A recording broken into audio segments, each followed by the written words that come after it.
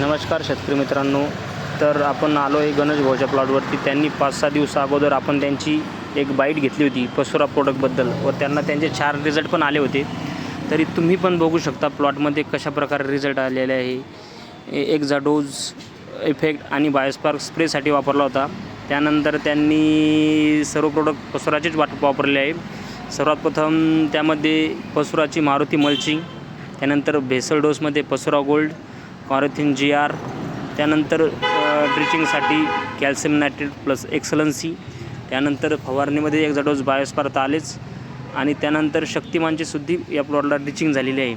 आणि त्या प्लॉटची कंडिशन एक नंबर आहे की कोणी म्हणू शकणार नाही की उन्हाळ्यातला प्लॉट आहे.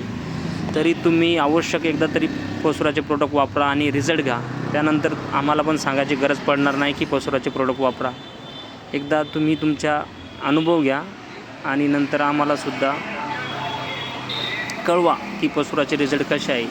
धन्यवाद मित्रांनो. तरी एकदा तरी पसुराचे प्रोडक्ट वापरून बघा हीच विनंती.